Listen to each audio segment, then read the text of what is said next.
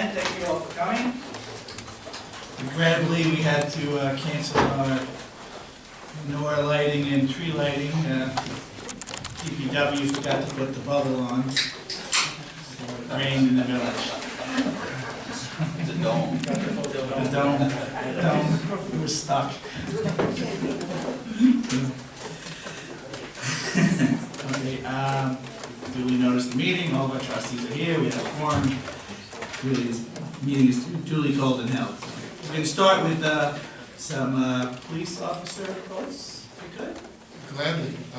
Commissioner, if you can give a little background on our two new officers.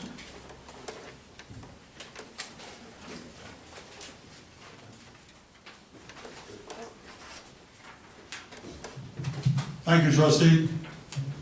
First of all, I'd like to welcome Amir Latif, who was born and raised in Queens, New York. He graduated from John Jay College with a bachelor's degree in criminal justice. Excuse me, Kenny, I'm sorry. Could they, whoever's being sworn in, could you stand? Amir's family is present here tonight. His older sister is a nurse and his younger brother is an accountant. Amir Latif aspired his whole life to become a police officer. He joined the New York City Police Department as an administrative aide in 2011 and became a police officer for the NYPD in 2014. For the past 3 years, he was stationed in the 114 precinct in Astoria, Queens. His last assignment was as the domestic violence officer for the precinct. I welcome Bill Latif.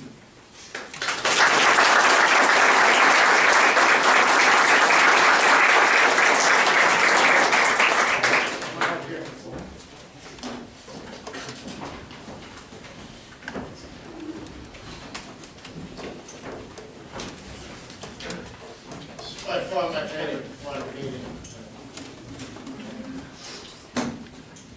It's not those late night phone calls with complaints. Raise your right hand and repeat after me. I state your name. I, Amir Latif, Do solemnly swear do solemnly swear that I will support the Constitution of the United States that I will support the Constitution of the United States and the Constitution of the State of New York and the Constitution of the State of New York and the laws and ordinances of the Village of Garden City, and the laws and ordinances of the Village of Garden City, and that I will faithfully discharge and that I will faithfully discharge the duties of a police officer with the Garden City Police Department the duties of a police officer with the Garden City Police Department to the best of my ability. to the best of my ability. By the powers vested in me as the police commissioner, congratulations to the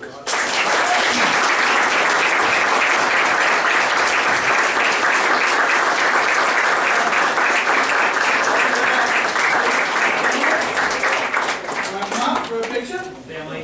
It's up to you guys. You can, and you can't. We can't for shy.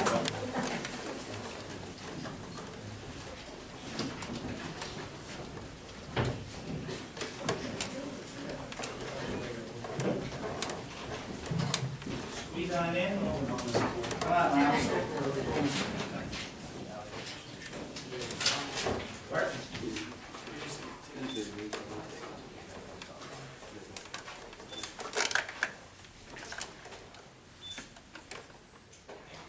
All right, thanks.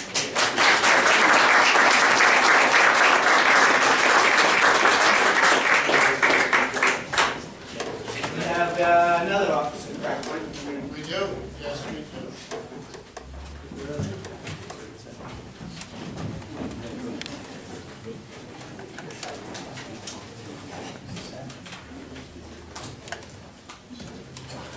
Oh.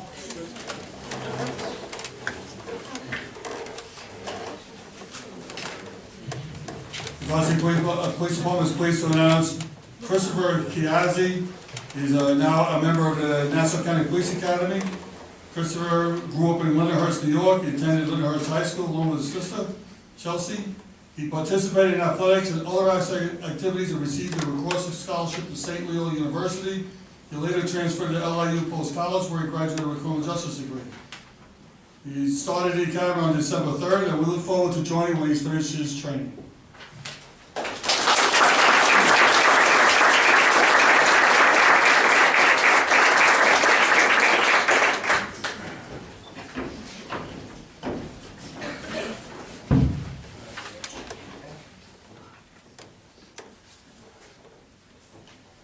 Raise your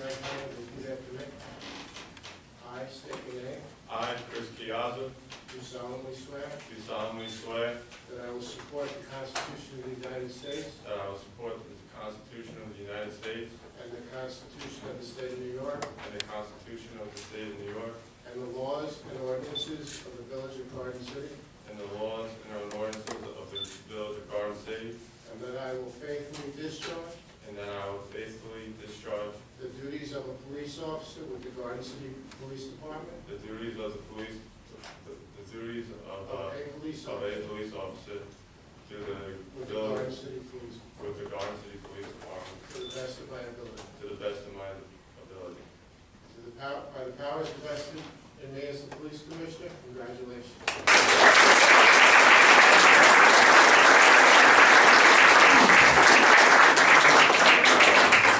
Congratulations. Thank you very much.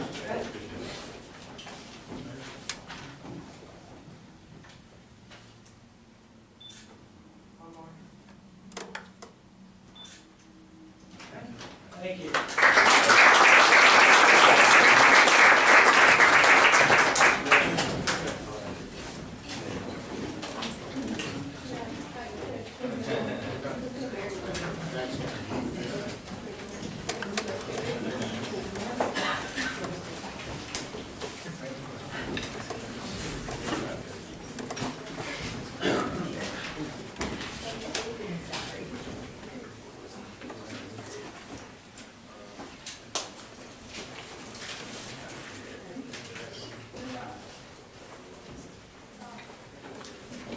Okay, Commissioner, when will they actually be on the street?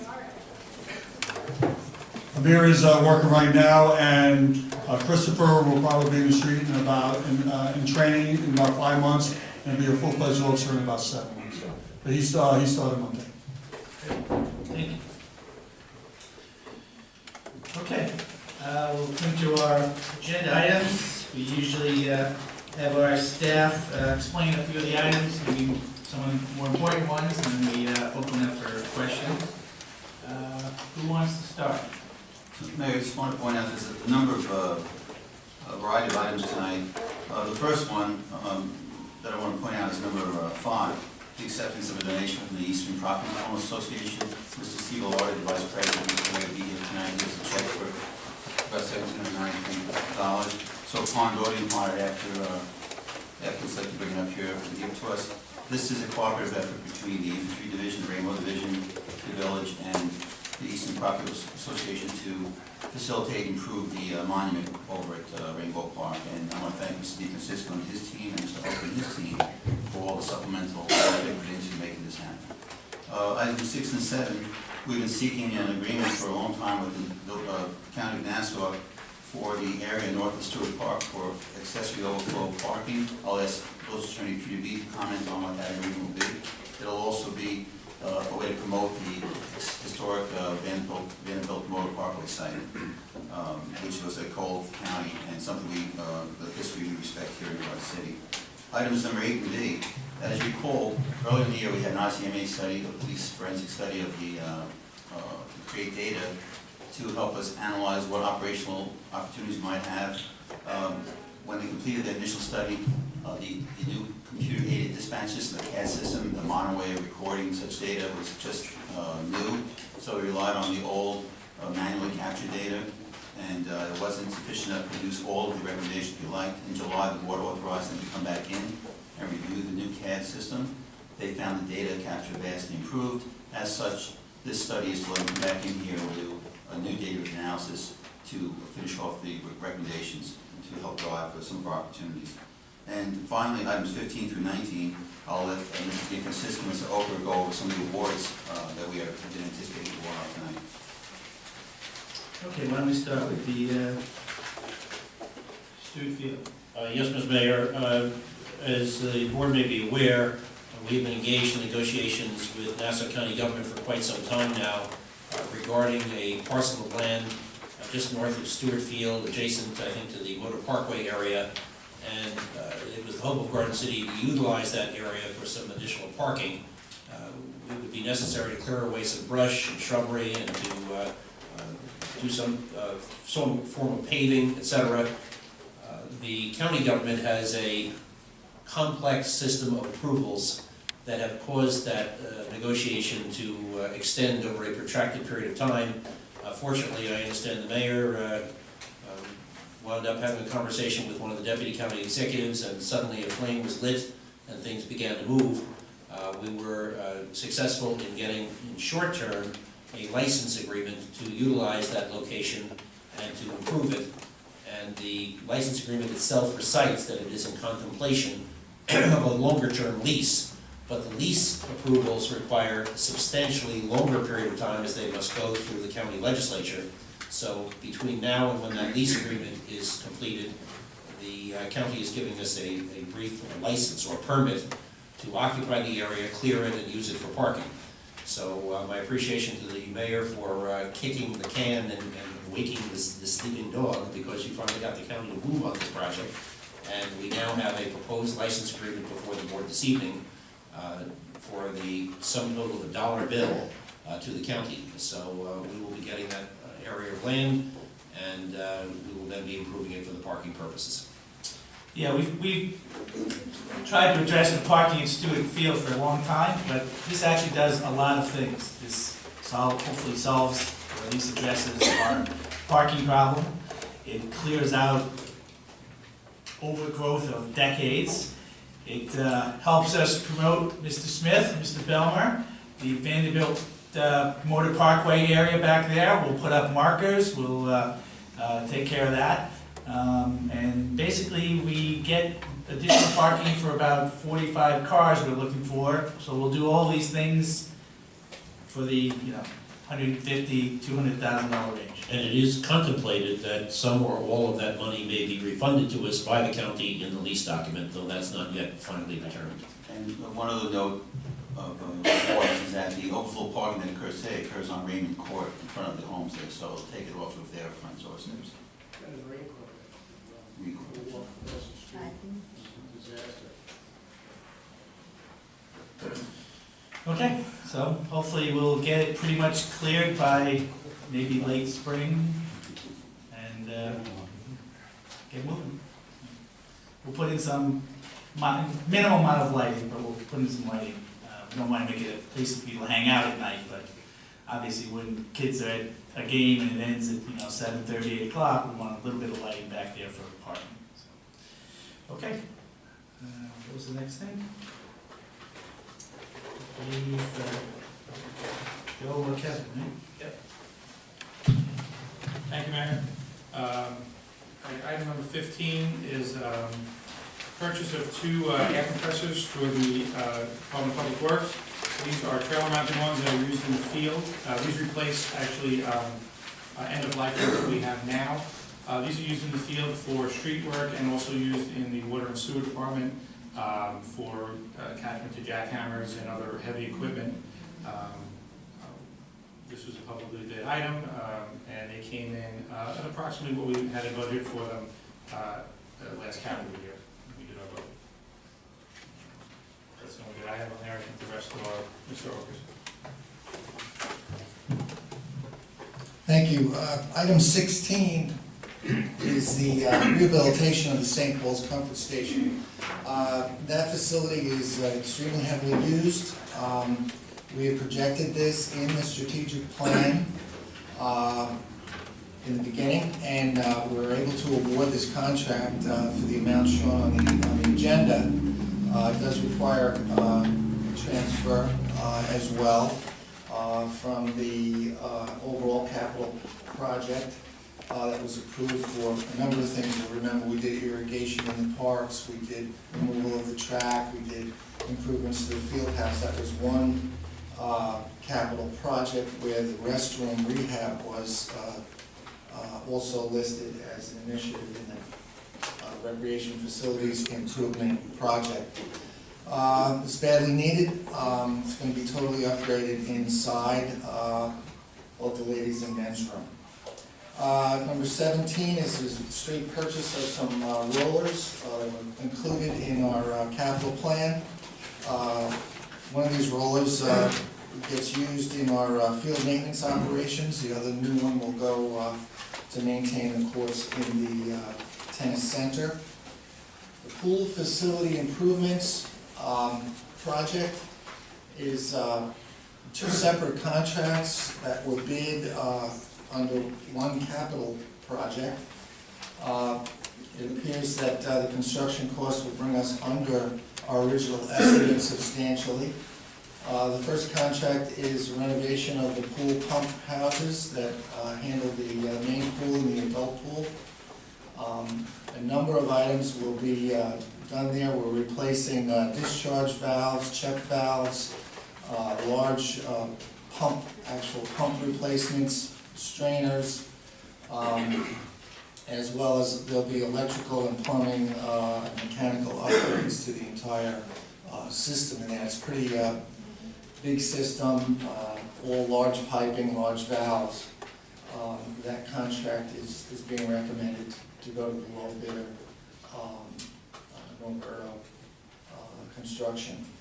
The bathhouse and deck improvements contract is also being recommended to the board this evening, which addresses a number of items that were originally projected in the last scope of work when we did the work on the bathhouses, but was deferred to keep that project at a lower price at that time, several years ago. I think we did very well, I should note, on these projects with the bidding process with the help of Mr. Swazi and the initiative that he pushed for the e-bidding.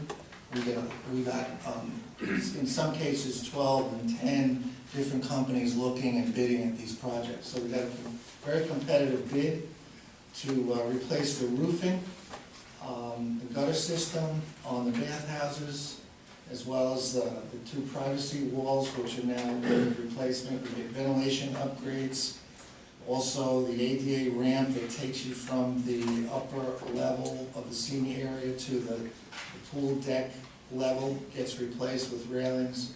And then the trench drain around the whole main pool also gets replaced, which is a need replacement. So these are infrastructure investments into the facility. The Recreation Commission has already committed to preparing the necessary budget to cover the debt service and costs going forward. And we recommend both of these for your consideration this evening. Finally, our annual tree removal contract. We have to remove some trees from inventory due to general decline. We'll be replacing them in the spring with our planting program, but we'll be removing about 63 trees, and we'll be pruning over 475 of our trees also by contract. And that's what I have this evening. Kevin, can I ask you about 17 as well, those field rollers? Yes. Didn't we buy them recently or buy? Well, we talked about buying them. They were approved in the capital plan, and we finally got a successful bid, and we're buying them If I could just comment on the bathroom. I mean, it's pretty applicable across the board, but that's one of our most visible and most heavily used facilities. Quite frankly, when it was done, when was that done? 15 years ago? 15 years ago? It wasn't done well, because everybody's worried about money. Then if you don't do it well, it doesn't last. So we, as a board, when we do things like this, we are making it intentionally doing them well. We're putting more effort into figuring out how to do them. The materials are better. We're using tile on these. We've even thought about, okay, like you see in a lot of places now, I have it in my office building, large tiles, cuts down on labor, looks nicer, easier to clean, all those sorts of things. So we're trying to think of those things, and we know this is a large amount of money, but you gotta do it right. And if you want it to last 20 years, you have to spend some money.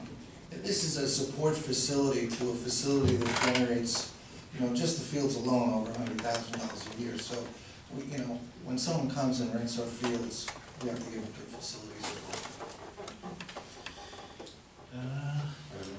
Yes, sir.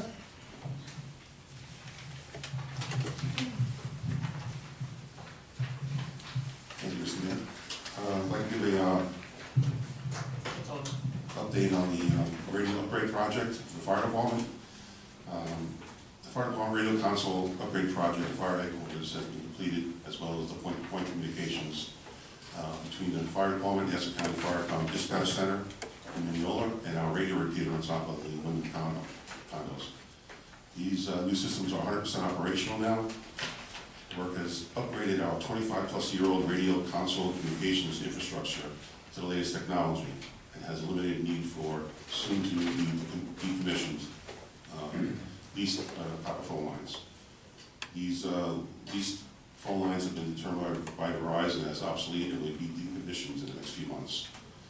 The project will be paid for by a grant from the Dormitory Authority of the State of New York. The grant application process started in the third quarter of 2015, and finally it's come full circle with a check for $185,112, which covers the project. The process was a team effort of several people, initiated by Senator Haddon, followed by Fire Department ex-chiefs Joan Billy, William Pistoro, Brian Ridgway, Village Clerk Karen Altman, Village Administrator Ross Swazi, the Mayor and Board of Trustees, Chief Gallo, and myself. I'd like to thank everyone on their hard efforts to make this important project come to completion. Thank you for your effort. Getting this, basically it's no cost. Can I just mention, Mayor and Trustees, that Chief Strisco has really been spearheading this from the fire department side, and Verizon threw everybody a curve about 6 months ago. They're decommissioning copper lines throughout the nation, and they're closing the Hempstead central office, which is where the copper lines flow through. So it was an unexpected addition, which requires to go to fiber optic. It's the same thing that's impacting the police department connectivity to the same sites, which the police department's working on for their legacy backup system. And it involved IT, it involved their vendors, so it's really, and the board also supported it with the increased budget. So thank you, Chief Strisco, for everything you did on that. Thank you all. I think you took my thunder. I was about to thank the chief as well. Chief I take it all back. Chief Strisco really is the one that spearheaded this, and without him pushing this through, we would not have gotten that money. So thank you.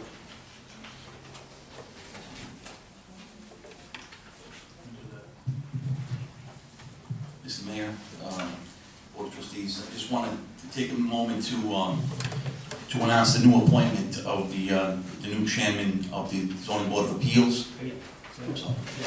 Agenda item number 1. John Bellinella is actually here in the audience today. I just wanted to congratulate him on being the new appointment for the new ZBA. We haven't appointed him yet.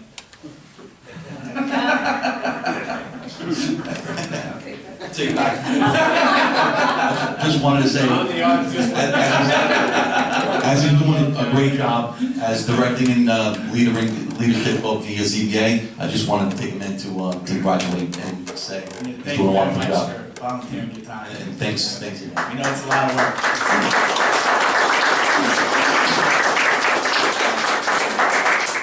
I think probably, maybe other than this board, the zoning board gets the most criticism from attendees out of anyone, maybe the ADRB as well. So these people take a lot of abuse for volunteering their time. And they should be commended for doing so and, quite frankly, putting it up with a lot of things that they shouldn't have to do. But again, thank you very much, all the members, and thank you for volunteering to be chairperson of the committee. Thank you very much. Mr. Mayor, Yes, sir. it would be impossible to do it without the help of Peter Gall, Brian Paradine, and all the other members of the board. No, absolutely. No, believe me, we appreciate it. Yes. We know what's going on.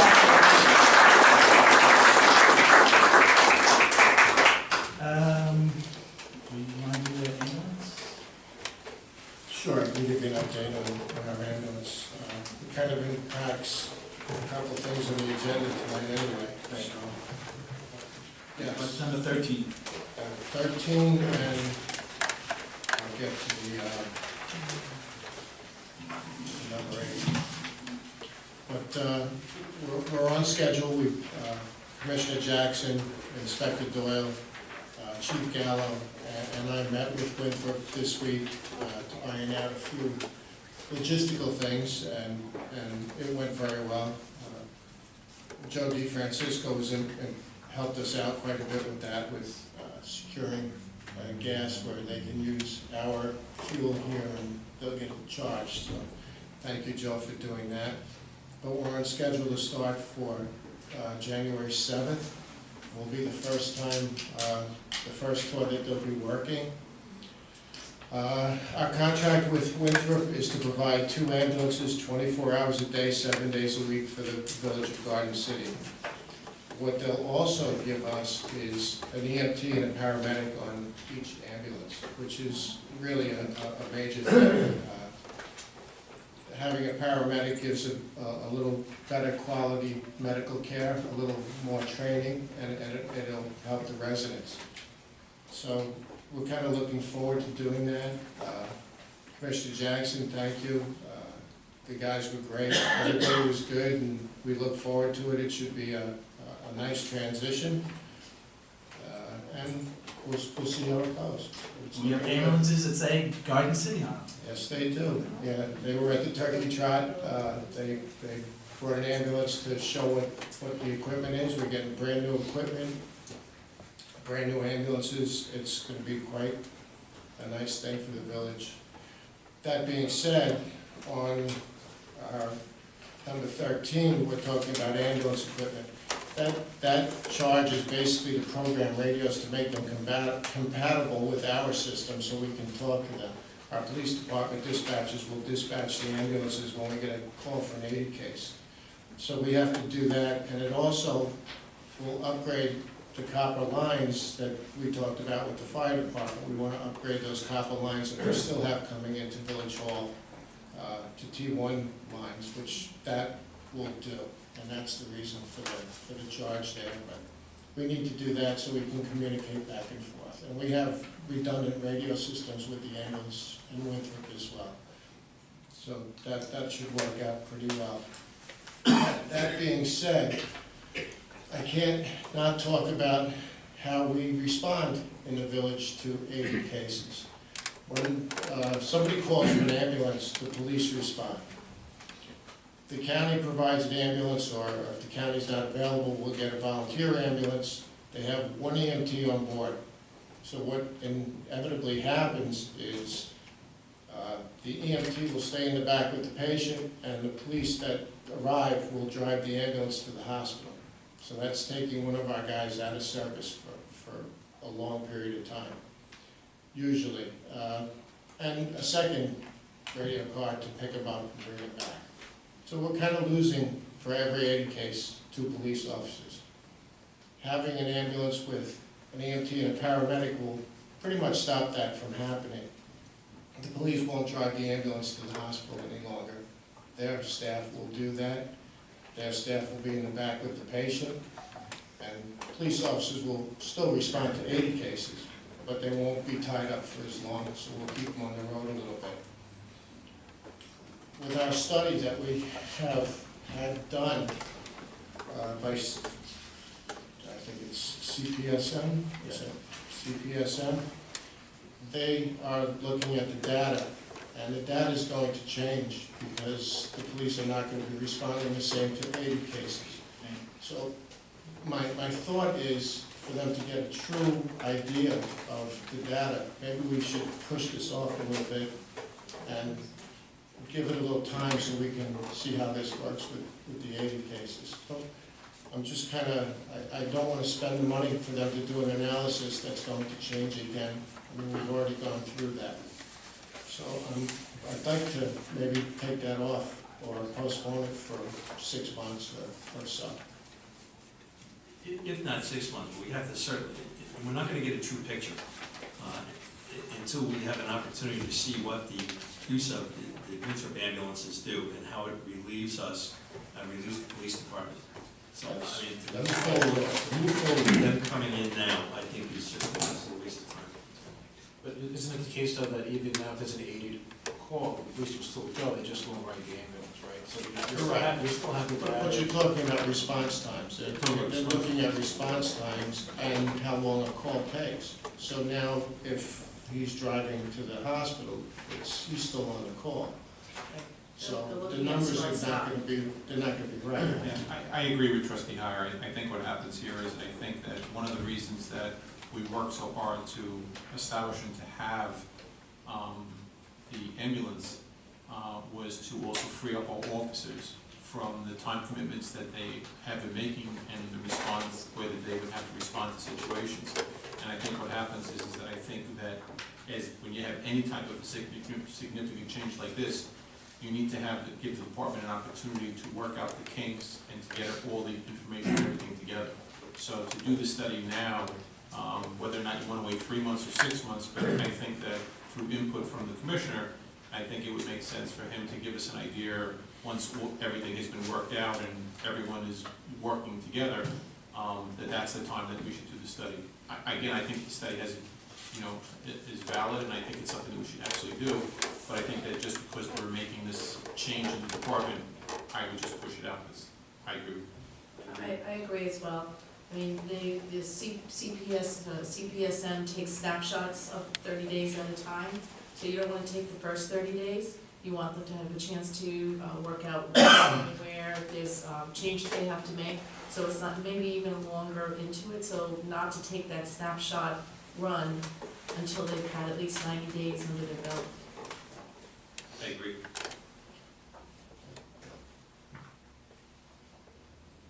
Okay. Thank you. Let's see what else. We'll move to, Remove the item from the agenda. well, I was gonna do that after we have general stuff. Before we conduct our Linda, Yeah, I was gonna say, any other comments on agenda items?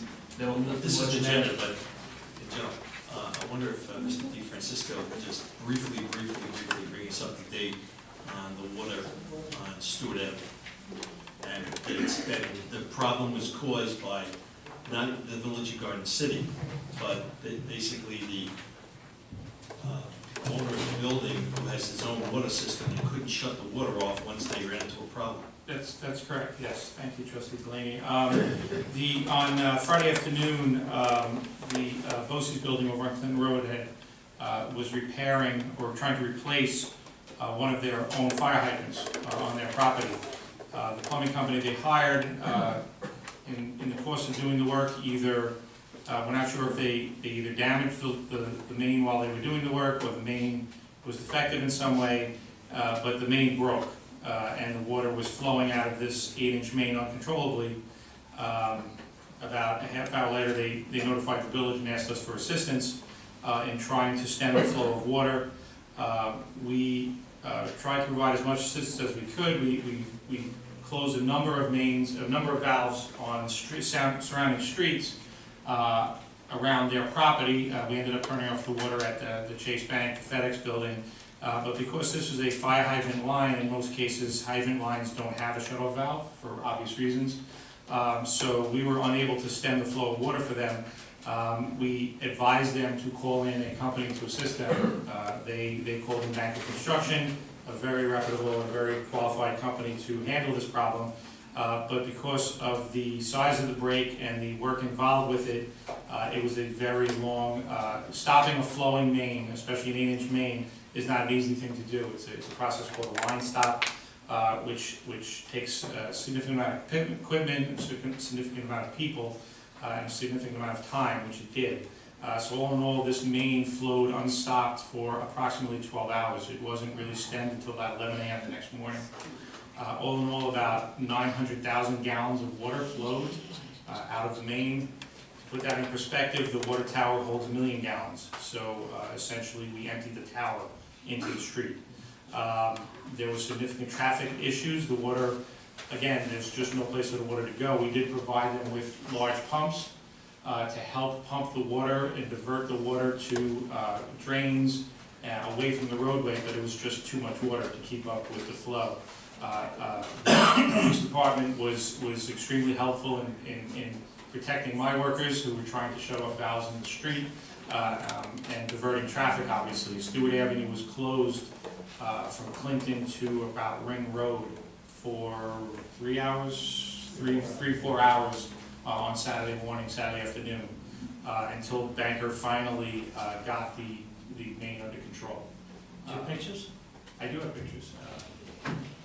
Joe, have we billed them yet, and how much is the? Not yet, it's gonna be approximately $11,000. I figured between the 900,000 gallons of water, the approximately 93 hours of overtime my department incurred, plus the use of our equipment, those things run on diesel fuel, we ran them for 12 hours, we kept refilling them.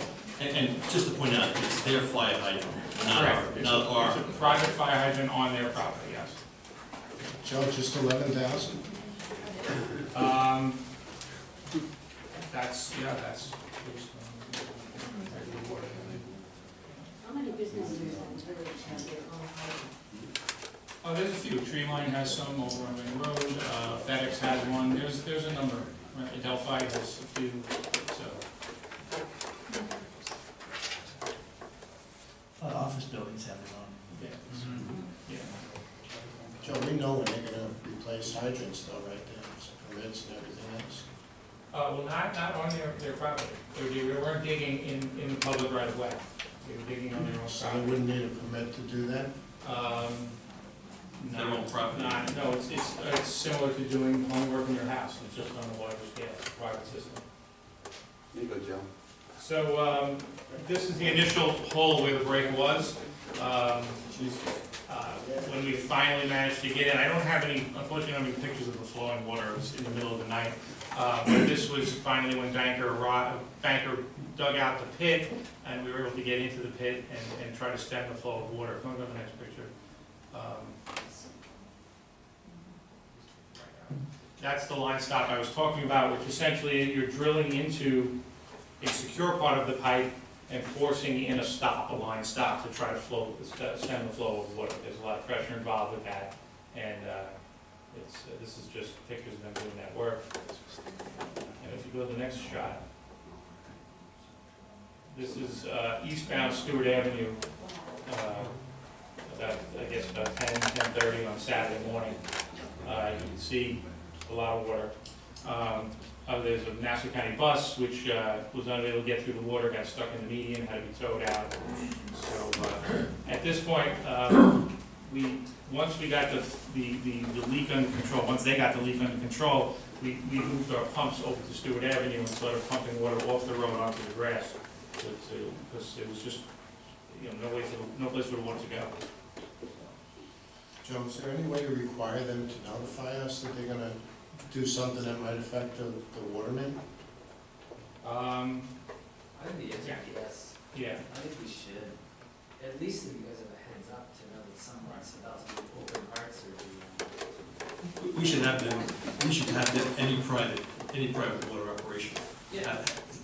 At least Well, if it affects the water main. Yes, as it affects the water. It's not their main. They touch the main and they go to the. They'll touch their own main, though. The main's theirs. I understand it's Oh, there, it is? but it's interconnected, you know what I mean, with them. Joe, how old was that main? Their system, I don't know. I'm not sure. Another issue is, they broke the valve. There is a valve on the fire line, but it's next to the hydrant. It's not in the road, and they broke the valve. That's why they couldn't shut the road off. Or it broke. I can't Do tell. they have them inspected by an outside agency regularly? Their hydrants? Well, we inspect ours. I'm not sure of the rules on private hydrants. Chief, do you have? The fire department does check them, yes. That's how we determine that the hydrant was bad. Right. So flow coming out. We can't have that special But we really don't want to go through this again. So, No. yeah. So they're there to fix the hydrant. So at least on your order, or at least you gave them heads up that it We wasn't gave them a heads working. up it wasn't working. So at that point, we should at least have some sort of a mechanism where we know they're about. Somewhere they notify us. Somewhere in there, it's easy, you know what I mean? Because it's a little bit too. Code? Probably need a code revision. I'd have to check to see whether a code revision would be in order or whether the fire department could administratively handle that. We notified that the hydrant wasn't working, we didn't know that they had to dig up the whole area. And No, exactly, but at least if you say, look, this one's down, and they're gonna need to put it into it to repair it, we at least have some sort of heads up to know that they're gonna need to do work, in which case they'd have to, I don't know if we could require them to pull a permit, but at least to let you know, the village knows that they're gonna be tinkering around with the water. Could we require them to pull? Plumbing project, tap to walk on a main line. I'm in favor of that. I don't think it, just Did go they have down to that tap branch. it? You were referring it back. That's what led to the main. They were changing the height. You have to show up the main line, change the height, it's the flow of water, you just shut that off. So anytime that the water is to be shut off, We should fire a plumber and shut the water off.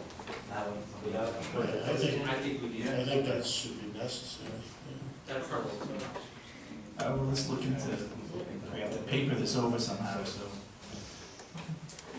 Thank you.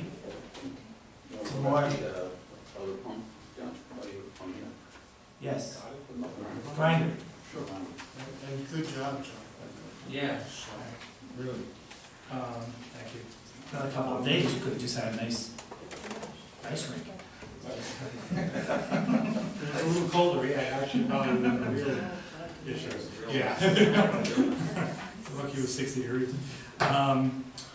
This week, at the Meadow Street pumping station, we replaced a grinder pump that had not been functioning. For those of you who don't know, grinder pump, we have two sewer pumping stations in the village, Meadow Street and Cedar Valley. The grinder pumps, for lack of a better description, are similar to a food grinder in the bottom of your sink, except on a much larger scale. The sewage from on the east side of the village flows south to our sewer pumping stations, and it gets grinded up. The picture you see here is a grinder pump, or a lacerator, or as affectionately known as the Muffin Monster. And this grinds up any... the Muffin Monster, actually. Yeah. It's an official term. It actually is. It is in the specs. So the sewage that flows south in the village flows down into our sewer pumping stations, and this pump here grinds it up. It's then forced through the forced sewer main, the pumps that we have at the station, and is forced into the main and eventually ends up into the county system. This pump that you see here had not been operational for, as far as we know, at least 20 years.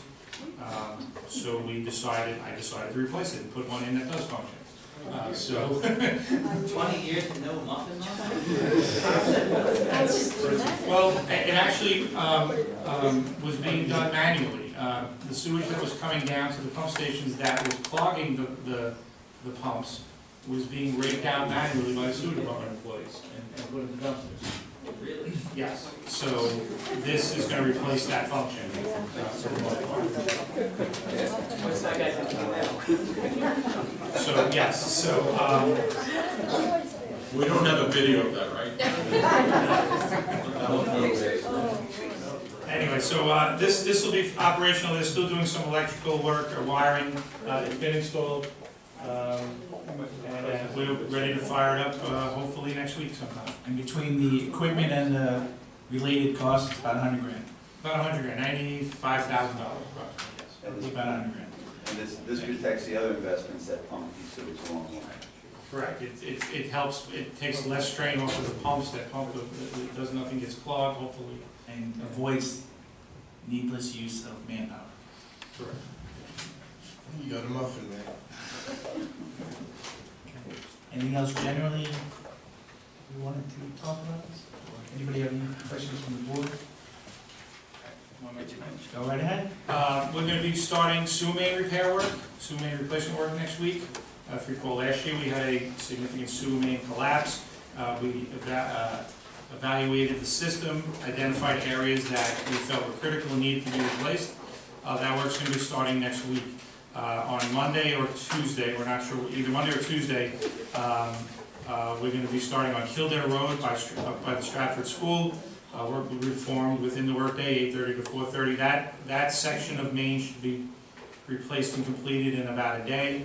After that, we move on to the next section is on Wayford Terrace in the same area north of Stewart Avenue. That's a slightly larger section of Main that's being replaced. That's going to take about 2 days. It's also going to require some temporary road closures in that area.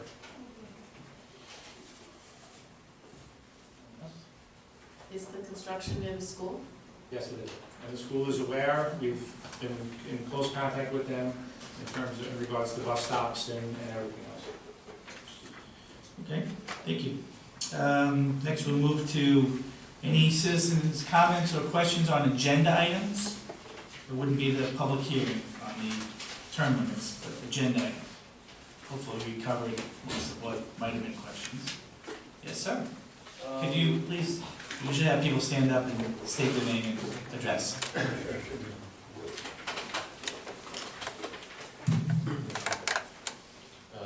Patrick Powers, 36 Kenwood. On the county bus, our residents get billed for that service. So when it gets transferred, are we still getting billed?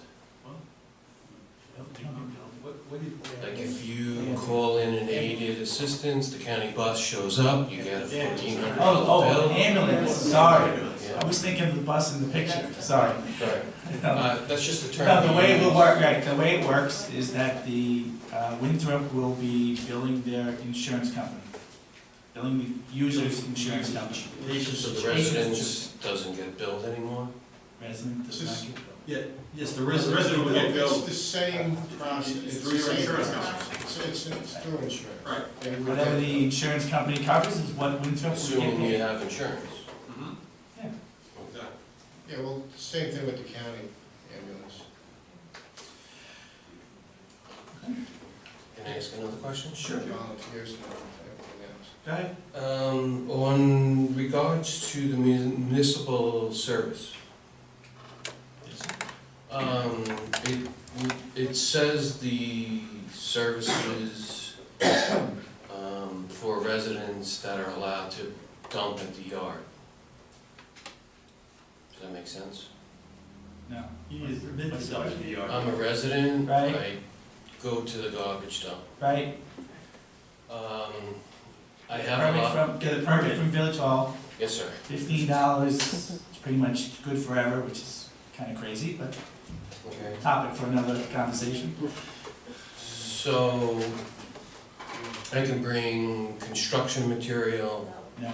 No, no. why do you say no? Because you're not allowed to. I guess if you were doing your own, Bring your own. you were doing your own, But not from other places. not running a business, Yeah, you can't. not commercial.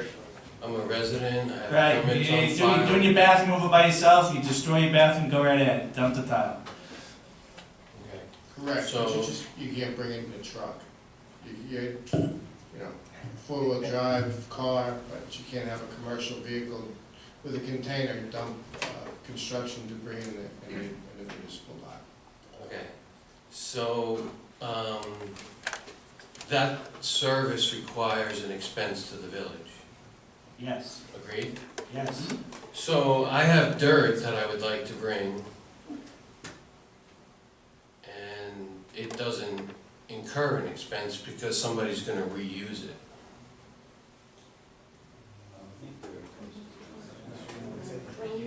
No, you can't, yeah, we don't, you can't dump. We don't accept dirt. Dirt needs to be tested. Dirt is not a commodity we would take with them. That's something that could be hazardous and pesticides, so that's not something we don't test for them. I just dug the hole.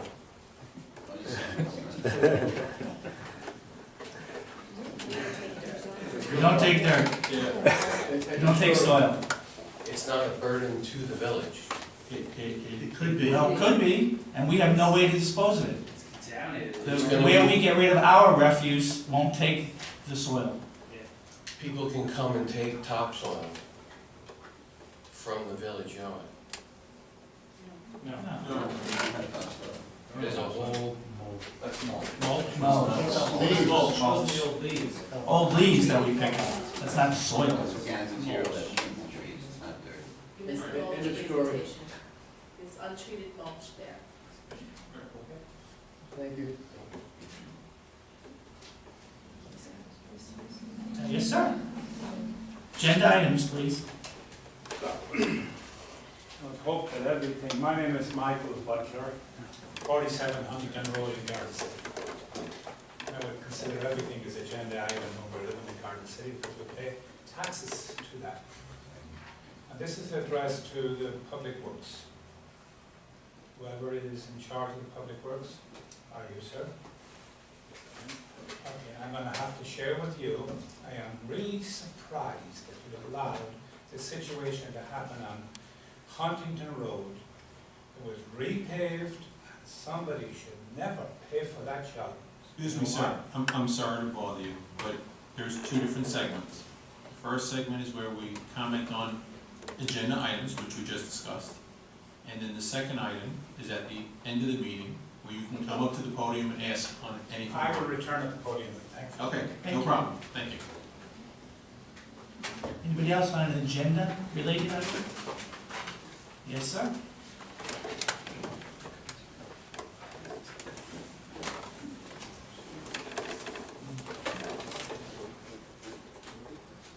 Cash Dodd, 123 Brook Street, Garden City.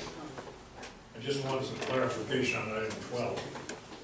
It talks about the purchase of a 2019 Ford van, and then it says something about the purchase of a Dodge Caravan. Are these two separate items, or are they linked in some fashion? It's one purpose.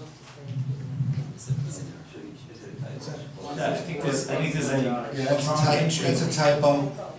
It's a typo. It's a purchase of a Ford. Which way is the typo? Is it a Dodge that you're purchasing or a Ford? The Ford is being purchased, is on state contract. Ford has All right, thank you. Good catch, thank you.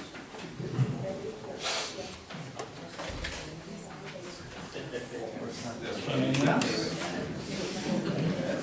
Seeing none, I guess we will, should we move to the open the public hearing? Yes, sir.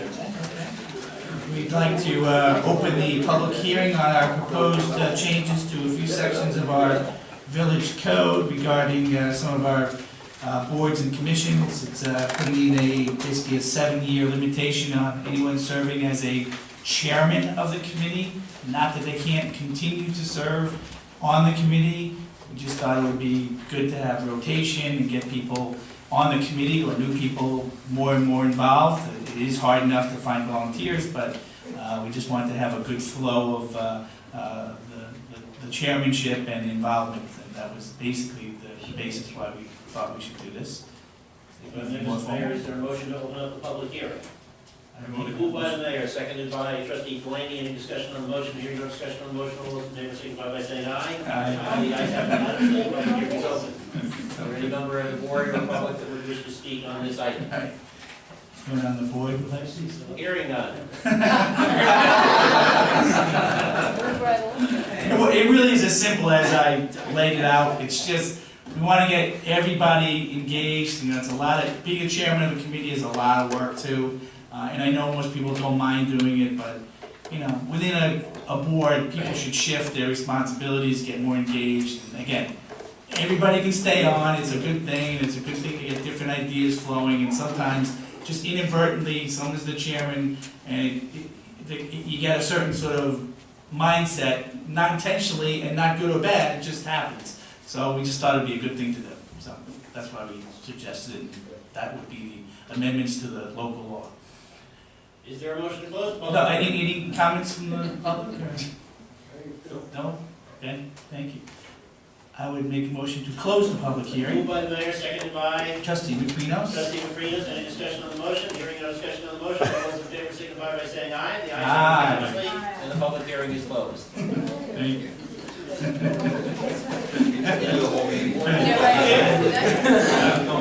Christmas is coming. Yes, with the, I would entertain a motion to move to adopt the local law.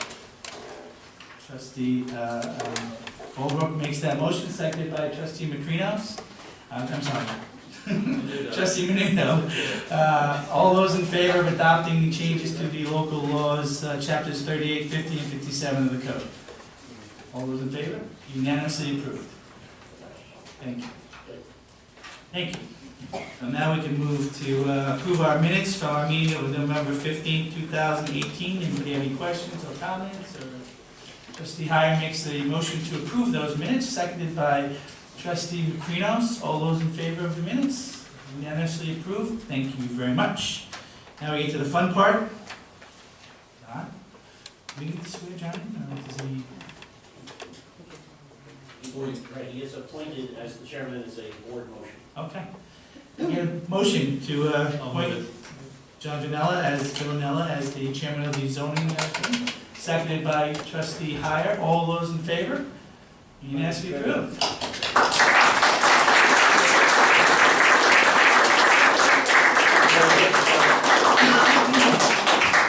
So everyone who wants to move their air conditioner, put in a pool, whatever it is, let him guy to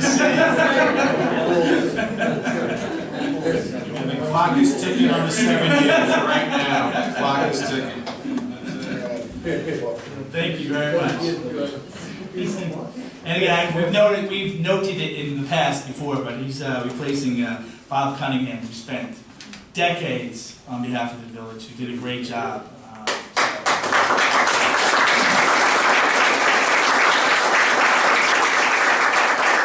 I'm sure there were moments when he wished he had a 7-year limitation. Okay, so now we move to our consent calendar, and I would suggest that we remove item 8 from the consent calendar. Do I need a motion to remove that? Yes, Deputy Mayor Trevay makes that motion, seconded by Trustee Delaney. All those in favor of removing number 8 from the consent calendar? I unanimously approve. Consent calendar being held. Okay. Can we get a motion to approve the items on the consent calendar, noting the correction in item 12 that it should be a Ford van, not a Dodge Caravan? Deputy Mayor Trevay makes that motion. Could I get a second on approving the consent calendar? Trustee Bulbrook seconds that. All those in favor? Unanimously approved. Mayor, I think Mr. Velarde, the Vice President of Police, would like to make a presentation of the check that we just approved. That would be great. Steve, Is there a limit on the check, or is it? No, I think it's already filled in. It's the Eastern Property Owners Association would like to donate a check for $1,793.95 to the village for the paying for the donation for the flagpole at the Rainbow Monument as well as the flag. This is part of our centennial celebration that we're donating this. Thank you very much.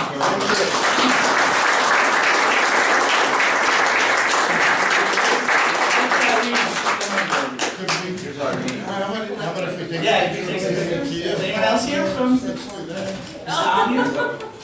Tom here? No, I'm standing in. Okay, trustees, please.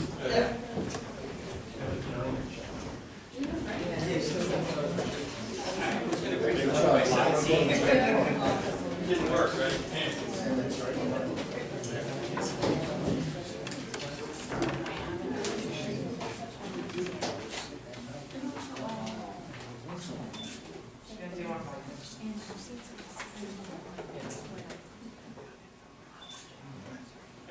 Thank you.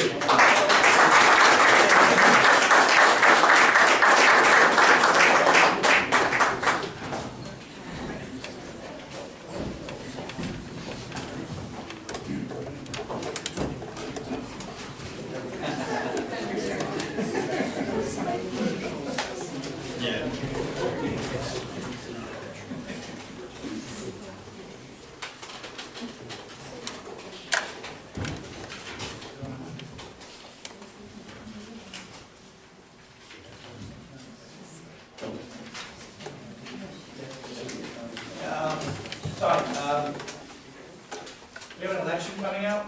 We go through this every 2 years. Trustee Trevay is the nominee to be the next mayor.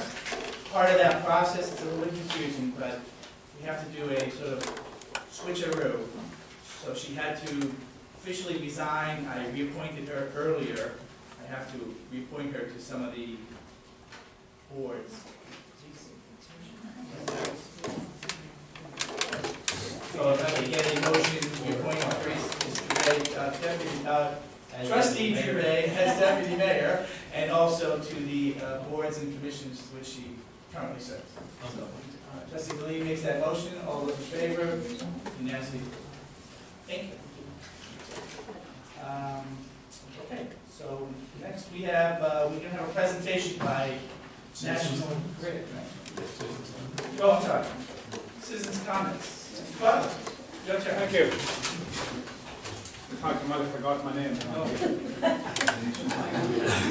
After citizens' comments, we have some folks from National Grid who are gonna walk through some proposed projects in the village.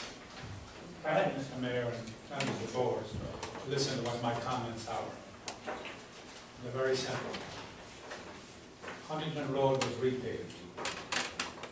I think it was the most unbelievable job I've ever seen, and I've been around for a while. And I come to the city hall, and I spoke to somebody over there, a young guy. I was expecting somebody to come and give my address for him to come and see the conditions. We have at least 4 to 6 inches of water right outside of each driveway in most of Huntington Road, leaving somewhere with 6 inches of water. So anybody that would accept that or even pay for that job should be put into an institution, in my opinion. And I mean that. Because I'm in construction for over 50 years. So please, go look at it. Anybody that's putting new pavement down knows you slope it to the drain. That's where the water runs, not to my driveway or anybody else's driveway. So I've heard there's been a lot of complaints. Have you heard any complaints so far? I have not. You have not. Well, the Eastern Properties then obviously is not reflecting this back to you. That's why I come here tonight, to let you know directly that somebody needs to do something. And if you haven't paid for that, I'd like to get a reimbursement back. It's our tax dollars, and if you are representing our tax dollars, you better represent them correctly. And also, Joe, can you take a look at it as soon as you possibly can? And we'll get back to you. I would really appreciate it. And Joe, I have a question. The crew that was working on the street, is this the same, is it a different crew that we've used in the past, or the same crew that we've used? No, it's the crew that won the public bid, Oh, I know that they won the public bid, but have we used them before, and have we used them on other streets and other places? Absolutely, yes. They have the paving contract with the village, all the paving that is happening in the village, they have done. Because I know that there's been, and believe me, I understand exactly what you're coming from, but I've seen numerous streets that they've done in the west, and I've driven on them, and, I mean, they've done an absolutely beautiful job, but why that's the case, I don't know. I think the answer, Bob, is that Joe will just take a look at it and we'll have an answer. And we'll Absolutely. Thank you for bringing this back to us. The reason No, we understand, Mr. Butler. We'll, as soon as we have. Can I talk, sir? Sure, go ahead. Thank you. I commended you earlier on by acknowledging Mr. Bowles. Okay? Please listen to that. We are the people in Garden City that pay the taxes. We understand that. That's why we're saying, as soon as you So get do we out have, there. do I have any place to talk here at all? I'm giving you a first-hand information that this is the situation that needs to be addressed. And he's going to. Mr. Butler, I think everybody's looking to address that. Address it. We're going to address it, that he's going to look at it. Because I got my John bill and I go to running for my every sidewalk, simply the sidewalks were fine, because the bill of the sidewalks, which my sidewalk didn't really have to be replaced, but I didn't complain about it. You understand? I understand. Thank you. So what's your address, sir? 47 Huntington Road in Garrett City. It's supposed to rain over the beginning of next week anyway. We'll be out there. And I'll give you my telephone number, mobile number. You can call me at any time, and I will gladly meet with you and I'll show you everything. I'm a rather busy guy, but I'll take the time out. Well, why don't you give it to him right after the meeting? Yeah, after the meeting. Okay. Thank you. Mr. Butler, I'll also say, John and I go to every single EPOA meeting, and this is the first time we're here. I've never heard as well. Probably before. So I'm not sure who you spoke to, but we're there every meeting. If you have an issue, you can talk to us as well. I'm a member of the Eastern Province. I understand. Unfortunately, I don't have the time because I never work. Okay. Support my family. So understood. But certainly you could bring it to John or I, and we would have taken care of that as well.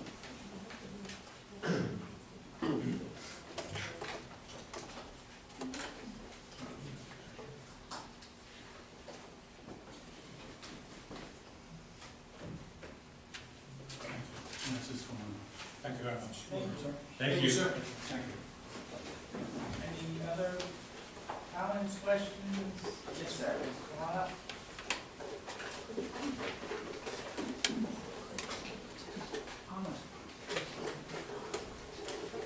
Jackson Goddard, 123 Brook Street.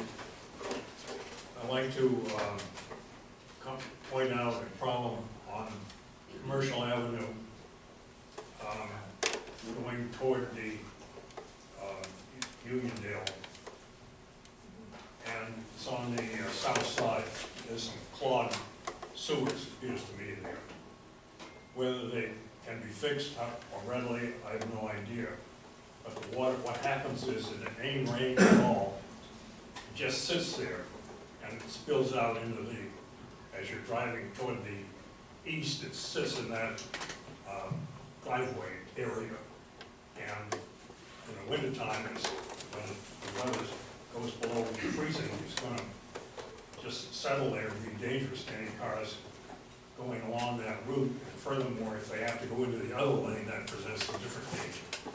I wonder if there's any solution at all to this. I know about 15, 20 years ago, there was a state grant that poured money into that system.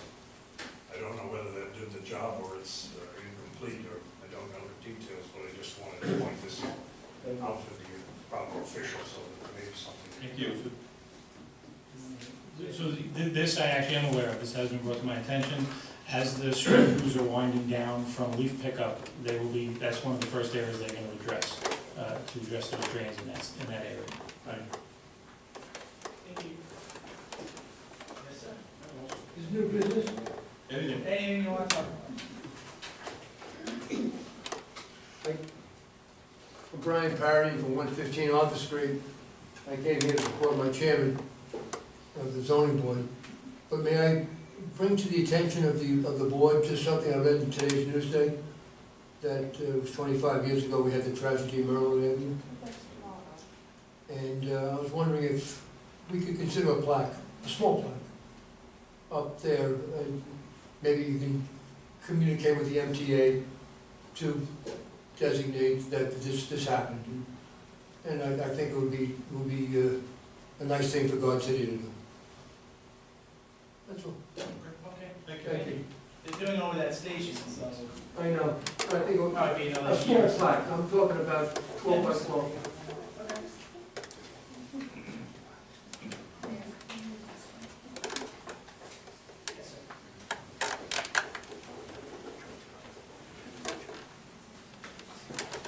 Steve Aloni, Meadow Street. I just wanted to thank the village for cleaning up the property around St. Paul's prior to the turkey trot.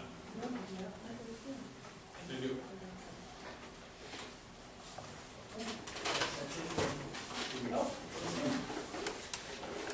Good evening, Arlene Genizzi, 67 Hilton Avenue. I was wondering if there's anything new on the 7N parking lot? And also, a second question was, will the trees be replaced in 7N, the ones that were cut down? Yes. They will? Yes. Okay. And there's no new news on the progress for 7N? No, but I think we could probably act on that hopefully by the January meeting. We need information about who has the parking, the apartment buildings around it, and we gotta settle on a number. So we'll address that at the January meeting. Okay, And thank you. we'll vote on it at that meeting, maybe the next meeting, we'll Okay, talk we'll about it follow. at that meeting. Thank you. Yes, that's it. We have, we're gonna move to a discussion with National Grid about some upcoming work they need to do.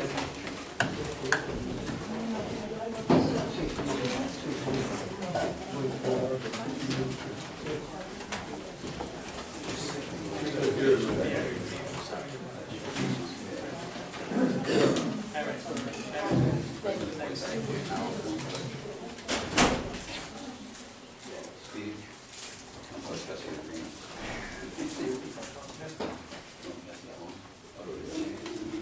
Right here, it's called Red Jack Road. Red Jack before.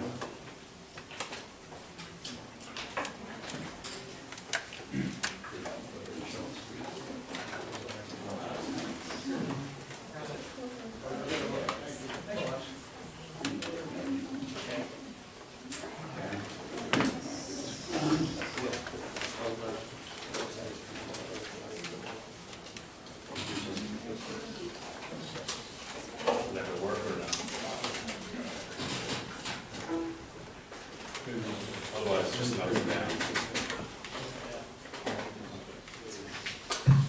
3 o'clock, 4 o'clock.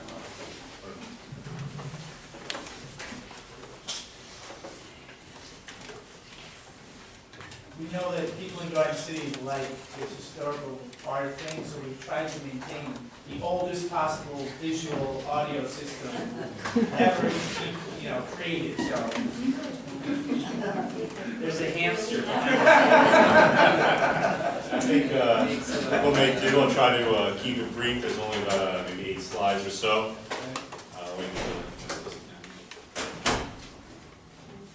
And that'll allow for time for the questions. Go ahead, jump in. So thank you for the opportunity to speak tonight. I'm Alex Kushner with Government Relations, Customer and Community Management, National Grid. I have with me Jim Schaefer. He's the project manager for the upcoming Northwest Nassau Reliability Project. And then with some other folks here as well, and you might chime in. 3 o'clock? 3 o'clock. Kick the hamster.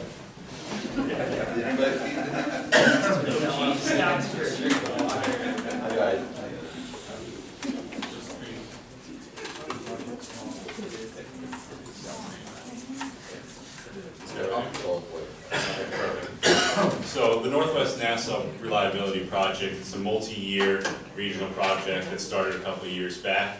The first phase of the project in 2017 began in Old Westbury and brought in pipeline from there to Roslyn Heights. It's a project needed to improve the safety and reliability of the system. We designed our system for that design day, that 0 to 20 degree day in the winter time, really not too far for something that we've experienced lately, but where the resident at night wants their heat, the stove, the dryer, hot water, etc. going at once, so they wake up in the morning. That's what we have to design our system for those peak load times. We're coming up to a point where, absent a reliability project like that, we have serious concerns about the reliability of our system on those peak load days, because there's a significant growth in the use of natural gas, people converting from oil to natural gas, and then they kind of, as they go along, they convert more and more equipment in homes. So what starts as heater to hot water, goes to dryer, cooking, etc., etc. The project right now is installing pipe from East Hills going south along Roslyn Road. At the same time, we are also installing 2 regulator stations, one in Old Westbury, one in Roslyn Heights, to be able to pump down, or bring down pressures and connect it to our existing infrastructure that we have there to supply the area. And ultimately, the next year's phase, 2019, is what I want to talk about tonight. That's another 2 miles of pipeline, and the last mile of which goes through the village of Garden City, and it connects to existing infrastructure we have on Stewart Avenue. Ultimately, that station that we have at 660 Stewart Avenue is where a lot of our system comes together, and we're able to bring in and pump out the gas to everybody that needs it. Obviously, most importantly is that residential load, but then you think of the businesses and the commercial as well. So here's the path of the project itself. It is approximately 1 mile of pipe. I want to make a difference that a lot of what you've seen in the last couple of years, especially the ratcheting up and the investment we've done in our infrastructure, has been that main replacement program, this leak-prone pipe, this low-pressure pipe. Sometimes we have instances where if there's a water leak out into our system and all of a sudden there's an outage. That program is separate from this. Nobody's going to be connected to that pipe specifically. It's strictly to improve the reliability of our system. You did see an increase in National Grid activity over the years as we replaced a lot of that leak-prone pipe, and that's something that we'll continue to do as a company overall.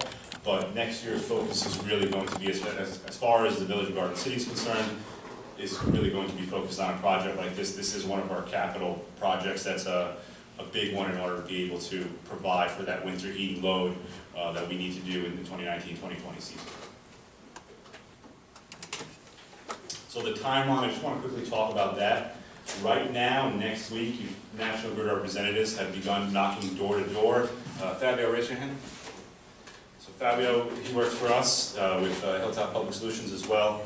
And he's been going door to door, so today I believe we knocked on 42 doors and spoke to 19 residents along the way. We have a little fact sheet that's going to be available on our website. or the village has made available. I think I sent it over to Ralph ahead of our work, excuse me. The reason they're knocking door to door along the path now, so they've done Faircourt, Lefferts and Transverse, and that's so we can, the next phase of it, before we really start any major work, is we have to do test holes. They're about 12-inch openings, they're repaired the same day, and that's how we could design that project. Because of the diameter of the pipe, which is 24 inches, we have to go deep. It's going to be at least 5 feet of cover, so we need to know how many lines we have to go under, if there's any water, sewer, etc., and not only present that, that design to our internal team so they can put it out for bid and actually get the pipeline constructed, but also so we know ahead of time, are we going to be conflicting any water, do we need to move things, and be able to coordinate that and continue to coordinate with the village as we go. Ideally, that test holing is going to be done closer towards the end of the month. Whatever they don't get done by the 21st, they'll take a break and continue after the new year. That way nobody sees any activity during that holiday break. Next year in the spring, that's when we'll actually be awarding the contract. We'll be continuing the door-to-door. And ideally in June 2019 is when we would begin the project and work through that summer. We're going to continue to maintain a presence in the field. This is different from any other project we've done, any other main replacement work we've done, anything else we've had experience with in the village. It's completely a different focus and a different amount of resources we put to it. We have a website for the project, National Grid GasProjectsNY.com. Those highlight our 2 major downstate projects. I'll say it one more time, National Grid GasProjectsNY.com. For the residents here, we'll have a frequently asked questions sheet that we can pass out as well. On that website, every week it's going to be maintained an update. That update's also emailed out because on the website there'll be options to send in people to sign up for our updates. It has an email address and it has a hotline as well that is always manned. If you miss us, there's a voicemail, we get back to you right away. And we'll constantly be in the field. It's not one of those projects where it's going to be, all right, we talked to everybody ahead of the project. We're going to have our guys in the field working with the construction crews, doing the door knocks ahead of any major work. As the project goes along, we'll constantly be talking to residents along the way. The village and the residents for this kind of project are going to be informed every single step of the way, and they will have, everybody will have weekly updates. So the project team will push updates to the website, and I will be sending all of you updates every week as well. It's something that I currently do for our phases now, and it's working pretty well. I want to, the next couple slides kind of show some of the projects. So this is, if you went to National Grid GasProjectsNY.com, this is that landing page. This is the, you see up there, it says Northwest Nassau Reliability Project. I know, obviously we're not really in Northwest Nassau here, but the first phase started in Old Westbury and continued through Nassau, so we just didn't change the name of the project. Also, we have in New York City a Metropolitan Reliability. If anybody's interested, they can check it. This is the landing page for the actual Northwest Nassau project itself. So there's a blurb about the project, and then that's where residents can sign up with their zip code, with their email, and we'll be able to constantly be in communication throughout the course of the project. There's a lot of options here. It'll have a project map, it'll have the updates, it'll have a fact sheet, frequently asked questions, things of that nature. Really a pretty robust website, at least compared to what people have maybe had experiences with in the past with National Grid. That's just a photo ahead of the next update. We'll do one more. Sorry about that. And this is an example. Lagging or? Okay, so yeah, so it showed up on the TV. It is on the TV here. It does show an update. I We need to believe. maintain consistency. The system freezes every time. It freezes every time we do it. So trustees, in the packet, it's the next slide.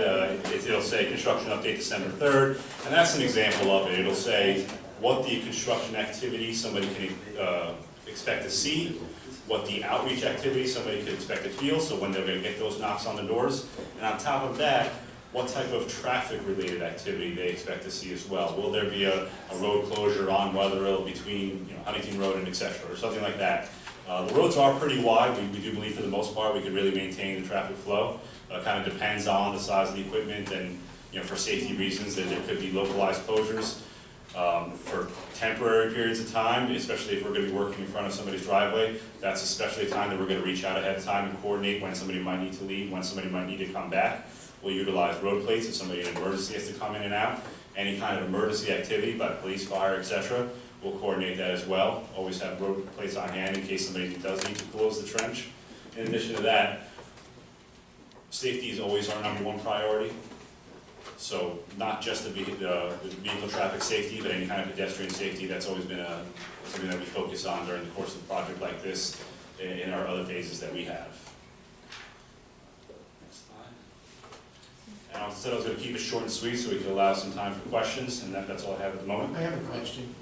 Alex, this route that you took, why this route? Why not go through a less populated area, just a couple blocks where the courthouses are? Why not do that? Absolutely. So we ran into some significant constraints when we started the early designs of that project. Ideally, we would have continued on Roslyn Road, and then Roslyn turns into Washington. Washington has a significant amount of constraints. So you have telecom there, you have a NIPA cable that has like a 6-foot right-of-way concrete box. You can't really get close to that as well. There's a number of other utilities, and it's just the constraints on that road. There's really nowhere to put any kind of pipe that we couldn't do. So the constraints on those roads, and the roads a little bit west, ultimately it's a pretty major project, and we have to connect to the existing infrastructure. So we have to try to find a route that is going to be able to, one, allow us to work efficiently, because we don't want a project that's going to be going on for 18, 24 months, etc. We want to be able to install that pipe at a pretty good clip and at a safe clip, obviously. And we have to always maintain what is the most efficient route. In this route in particular, we had a couple that we discussed always through that general neighborhood, but this one seems to have some of the less frontages of homes along the route. I know that there's some concern with, bus routes, things of that nature. We have, major account managers that I work with closely, that schools are some of our major accounts. Right now, with the Roslyn School District and installation of pipe, we're working with them very closely, making sure that we're allowing the buses through as they need to get through, but also coordinating bus routes, and even with the regulator station installation project, the same thing. I think Fabio knows just about every bus driver on that route, and we really do a close monitoring of it. The test holing that we're doing now is going to allow us to really design that route and hone it in, same path, but the constraints on the other road they could not be overcome. Well, that's Washington. What about County Seat going over? There's Yeah, so we looked at those. Yeah, we looked at those roads as well with the data that was available. It's similar constraints on those roads, and similar issue. Also, it's bringing the project really very far out of scope. With a project of this size, there's significant costs involved in any kind of addition of piping, and we always have to be mindful of our regulator, which is the Public Service Commission, and the ratepayer dollars that we use in order to do the project. When you take into account the constraints, not only of Washington, but of County Seat as well, it was just something that was unconstructible as a result. How about the parking lot? Going through the parking lots? The parking lot is not a public right-of-way technically, and so leading up to that, you have the same constraints, and then it's not a public right-of-way. We have to install this pipe in public right-of-way. When we're not installing public right-of-way, it is a much more different and difficult process. It's one that adds a significant amount of time, and we need to deliver this asset to be able to provide for the reliability of the system. What you just said just makes no sense to me at all. That's two county parking lots. You telling me that you can't go through a county parking lot, but you have to go through a street? It has to be a roadway, if I'm not mistaken, Jim? Yeah, so it has to be within public right-of-way? Yes. So, to help add some further clarity. Please get up, Jim. Yeah. Yep. Makes absolutely no sense at all. Okay, first I'd like to say thank you for having us here this evening. This is an example of our outreach with our projects, National Grid, and how we value people within the communities that we work in. So thank you. So this communications is presenting a project that's in the early design phases. It's scheduled to construct next year, so that's the right time to be communicating about this project. And we've had a couple of working sessions with the village and sharing design. And the design of this project started about 3 years ago with a comprehensive planning and siting effort from an engineering perspective, in working with the Public Service Commission and to be in full compliance. And it's a total of 11 miles. 2 miles have been constructed. We're currently up in Roslyn Heights, working up there. And so this mile here, again, we're scheduled to construct start next June, July timeframe. But we've vetted all other options from a risk standpoint, from a constructability standpoint, engineering constructability standpoint, from a technical, from a natural gas management perspective, and more significantly from a safety perspective. Or are you telling me that you can't get approved from Nassau County to go through their parking lots? Plus the fact there's a grass strip that runs basically from Old Country Road down to at least Stewart Avenue. And I can't believe that there are utility things in that grass strip. And it's about, if I guess, I'd say it's about 6 foot wide. Understood. We did consider all right away and also other areas.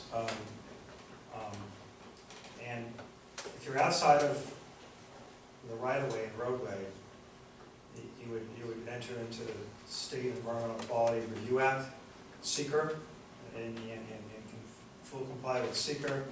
And but you don't have to comply with SEQR to go down through Garden City. And go down to Lefferts and Weatherall, you're not going to have to comply with SEQR. Is that what you're telling me? If you're in previously disturbed roadway, you're exempt from it's Article 7, which is a very arduous process. A previously disturbed roadway. Yes. Yeah. And so you're telling me that Weatherall and Lefferts have been previously disturbed? Well, It's a road.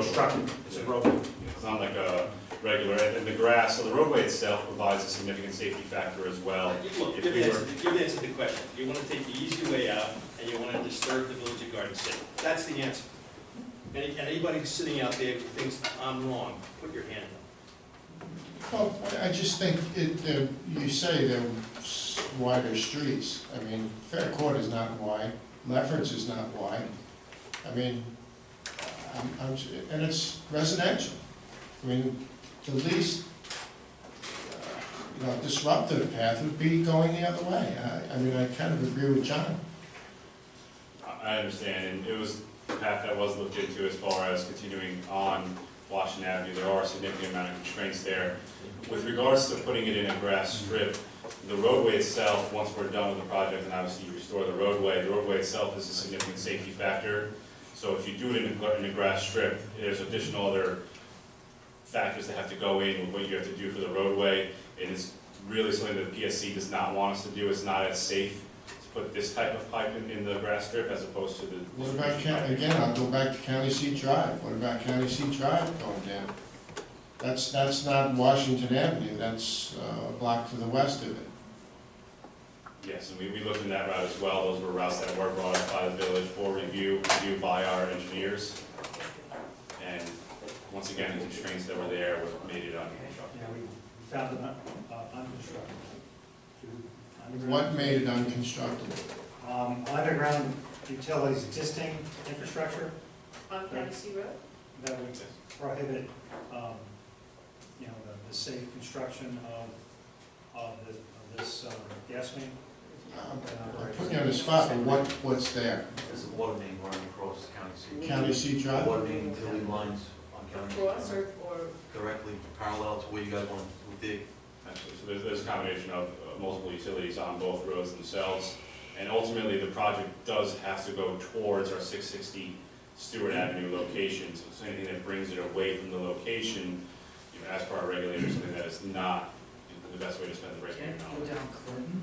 Say it one more time. Can it go down Clinton? Can you avoid, I think the tension here is that you're going like To a residential right area. smack dab through the most residential area you possibly could in this area. That's the Is there a way to go most around? Can you go congested up spot. Clinton and then down?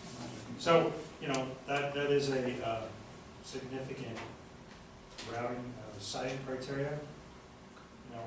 We want to be as least disruptive to the community. And but all things considered, we did a comprehensive routing study where we vetted all constraints and criteria, and the route we did, what we presented tonight is in everybody's best interest. And taking into The consideration. residents of that area that you're looking to go, that's just in the best interest It of is, them. it's certainly gonna be a project that's gonna be intense for the residents along the way. That's why from our end, we wanna commit the extra resources to constantly being in touch with the residents every step of the way, any kind of mitigation measures, keeping the job as tight, as clean, as strict as possible, keeping everybody informed along the way. This is a project that's going to be moving, and so if you think of a resident that lives in a certain spot, there's the lead up to the project coming. So, we're 100 feet away, somewhat of an impact. Then the 100 feet that's, in front of your front end of your home, give or take. And then we move it away. And so the impact to each individual resident along the way overall will be limited because it is a project that's going to be moving efficiently in the construction of it itself. It's a path that allows for more efficiency in a construction project. And we are committed, and we're here to say as well, in finding really any way to, one, make sure every resident along the way is informed, and if there is any issue brought up by any resident along the way, that is immediately addressed as well. It's not the most ideal project, I understand, to have going in front of your home. Unfortunately, this is a project that is dire needed for the system. Is there any way, is this written in stone here, or is there any way of getting this changed? Can you share with us perhaps the analysis that led you to the conclusion that County Seat Drive or the county parking lot were not acceptable alternatives? Yeah, absolutely. Yes. We'll follow up with that, that's not. And the previous miles prior to that, you can encounter utilities in the roads there. So it's a little bit less congestion that we have as far as the path of the project. It's on So you Locust, did. on Locust Lane right now, and then going down Roslyn Road. I think things change once we cross over, as far as everything that's there, because of all the county systems there. What makes it unconstructible is the separation, the distance between the proposed gas main and other utilities, like a water main, or another gas main, or electric, utility. And we have to maintain certain setbacks. And if you can't put the 24-inch diameter pipe under that road, and you're up against a water main, that's not constructible. It's not safe. It's not safe for the water utility. It's not safe for the gas utility. And that's the circumstances on County Seat Road. Yeah, unfortunately, the way the pipes are installed there, it's kind of, the first company that came in installed the pipe, whichever way they did. It's not as if they're in kind of straight lines along the pipeline, along the street. There's a lot of movement around it, so, once we get onto Washington, we have really enough room to get to the Fair Court. Luckily on Fair Court, there's only residents on one side of that, so we'll keep it to the north side. And then there's a lot of movement between all the different utilities that are there, and it chokes us out of there. So our intentions are to continue, to communicate to the village and work with the village, and so that you guys, so you have a voice on schedule, on when, where, on kind of the means and method of how we're gonna construct this to be least disruptive. Doesn't seem like we have a voice. And then for restoration. Yes, Can you walk us through, just as an example, if you're on Lefferts, you're doing, 30 feet a day, is there an open hole for 2 weeks, or how does it work? On average, and this is based on the first 2 miles that we constructed, and that was during the night, we averaged about 80 feet per day. And so it's a crew that'll mobilize, and the first thing they do is they survey the pipe run. They'll then saw cut. They saw cut the either side of the proposed trench, which is a nice clean saw cut, and then they'll peel back the asphalt. And they'll peel back about 80 feet or so, excavate, and then put on temporary road plates. And then the next day, they'll set the pipe in that 80-foot that hole, and then concurrently, they're doing the same process. They're saw cutting, peeling back the asphalt, excavating. So it's almost like this work zone, almost like a train moving. And roughly about 80 feet per day. So. How many? About 80 feet per day. There's days where we've been more efficient. 80 feet, you don't install 80 foot of pipe, or you. The length, horizontal distance 80 feet. We install it with maintaining 5 feet of cover, 5 feet of clean material above the pipe. At a minimum. At a minimum. Is that before the road surface? Is that 5 feet including the road surface, is 6 inches of road, or is that? Yeah, technically includes, but what we usually do is, it's the 5 feet of fill and then the road cover. Will you repave the entire street all the way across, or just your trench? Really good question. So, our intent is to, repair, in kind or better, anything that's impacted. Roadway, curb, landscaping, sidewalk, driveway aprons, and, it's evidenced if you look to the north of where we've been working. So, to answer your question, the trench is, roughly 6 feet in diameter. So if we're in the far right-hand lane, and the restoration, the temporary restoration, and the impact to the left-hand lane was none.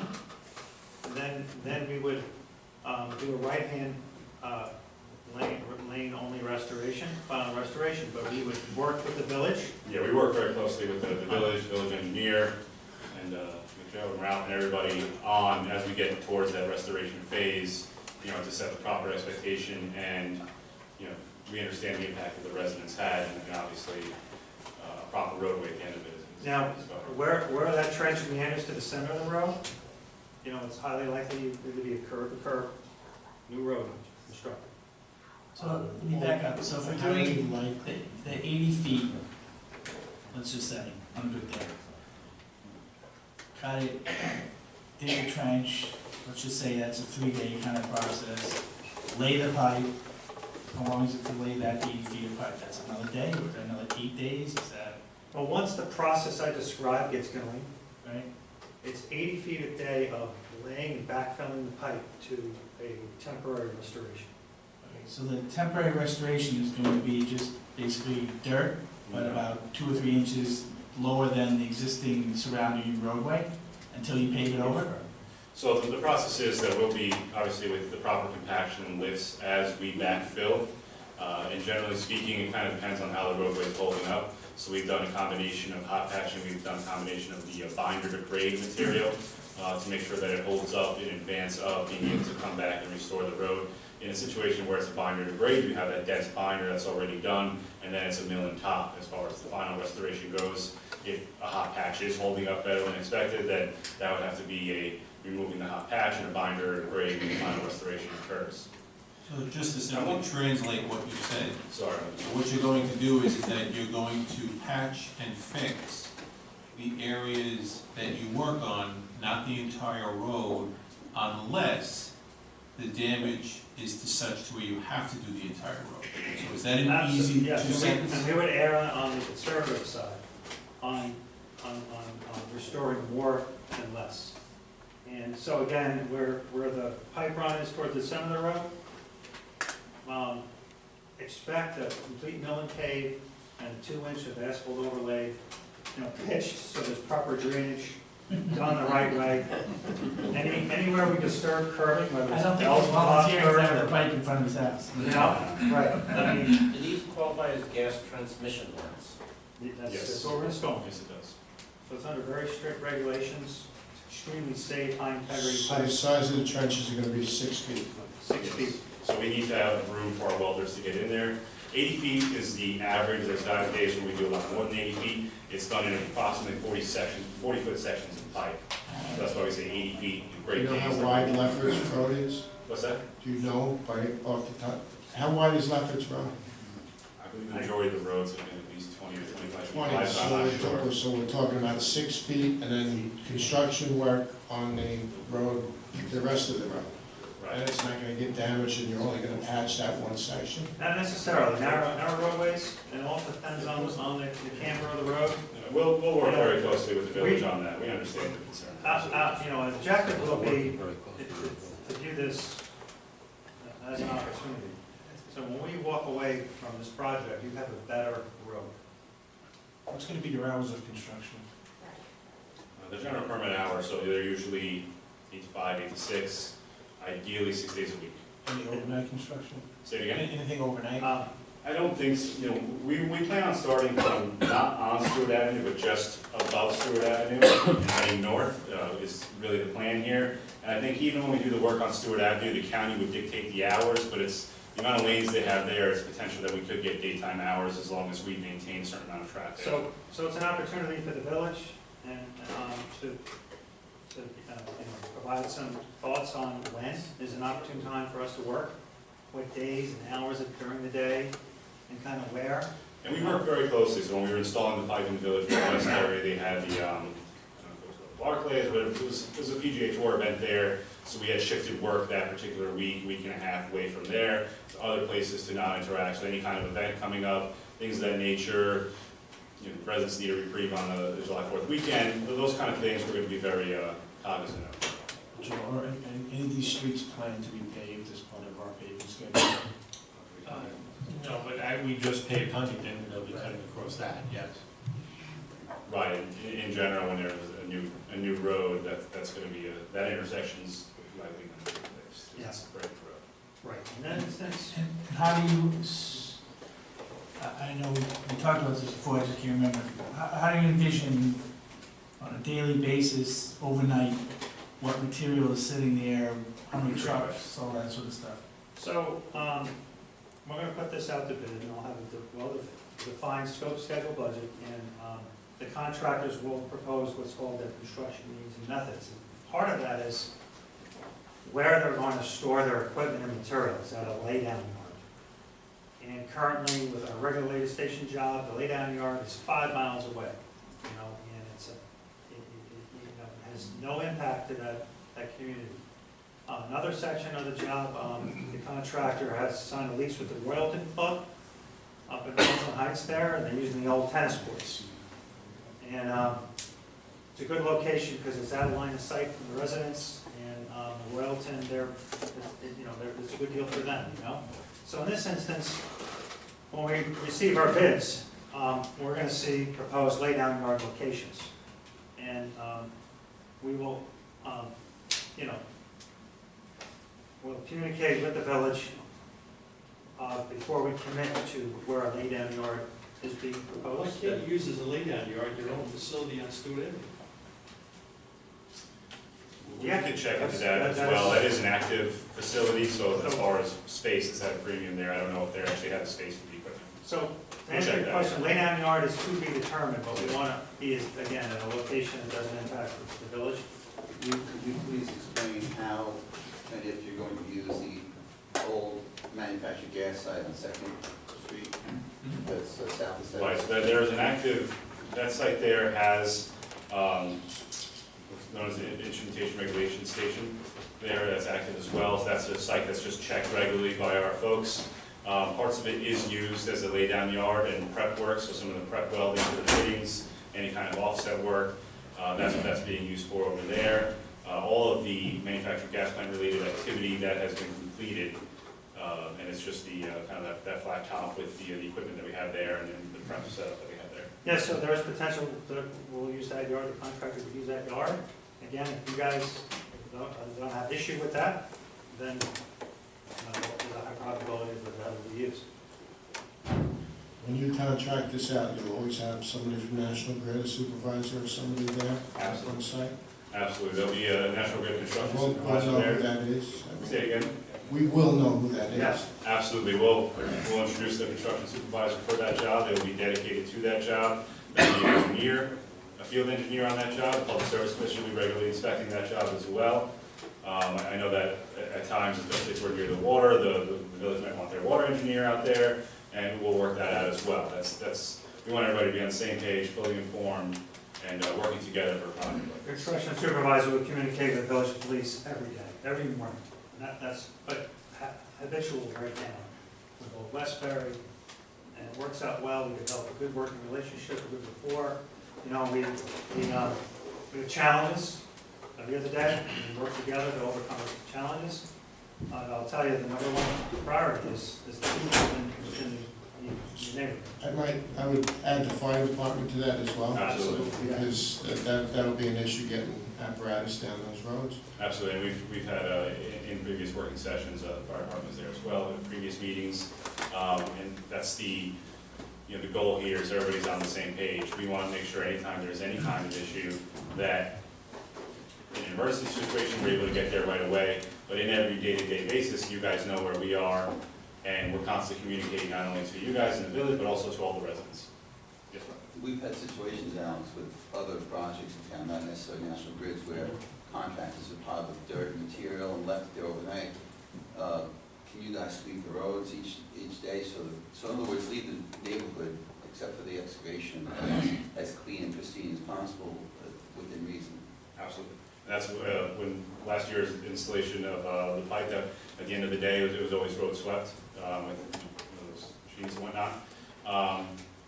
And we want to leave it as little, especially over the weekend, especially for long periods of time in one location, things of that nature. This is, like I mentioned before, I mean, this is going to be different from any other National Grid project. Obviously, it is a pretty complex project, but it's one where we're going to devote the proper resources and attention and manpower and oversight to make sure that it's going as smoothly as it possibly can, especially considering the impact this could have on the residents. Housekeeping is very significant.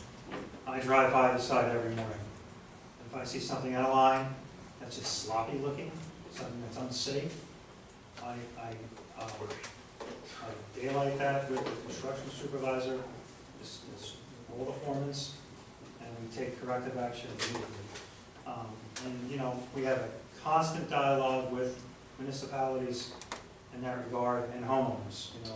Yeah, I think ultimately that's the kind of stuff that really puts people over the edge. It's the actual idling of cars, it's the loud conversations on the side streets, it's the, if we're working a job, it might not have been in reality the crew that had the bottle that was left over, but if we're in that work zone, that's our bottle, things of that nature, and so the housekeeping is going to be critical. Yes. I think you mentioned it early on in your presentation, Alex, but are you putting a moratorium on all other National Grid work in the village during this construction? I believe the only other project right now that we have planned is similar to the one that we had done earlier this year, maybe it was on Chestnut, and that was to install, facility valves and charging station on our existing pipeline. Oh, for the inspection. Right, for the inspections. I'm in conversations with our main replacement folks. As I saw their list, they're still developing their plan for next year. Our fiscal year starts April 1st. I'm influencing that group to say that let's leave this project and an inline inspection project. This pipeline, when it's completed, is going to be operating so that we can actually put a robotic device inside that pipe regularly to be able to test it for safety really any time that we need so on a regular basis.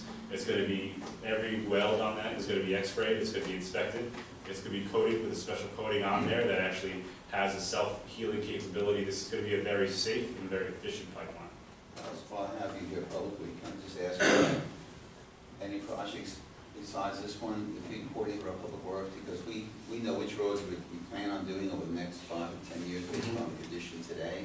Sure. If we can coordinate your work with that so that Yeah, I'll take a look at sorry to interrupt, but I think over the last couple of years, we've done a lot of work in the village. We had a lot of old infrastructure. Think about, the manufactured gas plant was there, I believe, in the 30s, so some of the infrastructure here probably dated back to that time as well.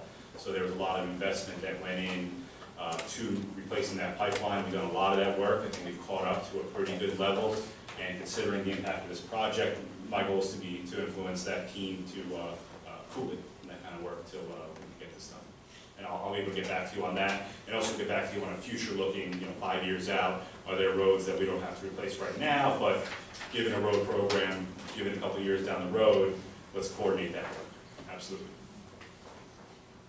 I'd also like to say, any kind of road work. For this project, could you include John and I on this? I would like to be involved in those meetings. Any future meetings you'll be glad. Please. No doubt. And I think anytime the village has any road work, we're always able to get a pretty good heads up on it. From our perspective, it's not only do we replace the pipeline there, but we could have our gas field operations folks out of in the nearest yard is Roslyn. They'll be able to do a leak survey, so at the very least we'll know that nothing's leaking right then, or if it is, we'll replace the pipe before you guys do the road work. I just want to state for the board and for the public that when National Grid first talked to us about this, Joe and I did push back and say, can you give some alternative routes? The alternative routes added some length to the pipeline, still probably within their budget, but as they moved away from since they were abandoning Washington, the original route, because of the unconstructability, and they moved to this choice, the alternatives they provided actually picked up more homes, and increased the cost and picked up more homes.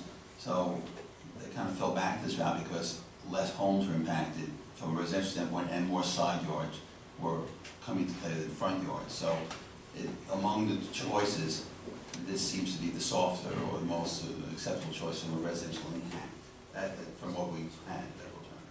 Yeah, I believe along that route, we're in the neighborhood of 75, 77 homes that have a frontage towards the road. Some of those homes do have a, they're not screening with the bushes and whatnot, but it's one of those paths that I believe, you know, we have a lot of people backing up to it or siding up to it, and it's going to be able to allow for not only efficiency of it, but also hopefully less impact overall.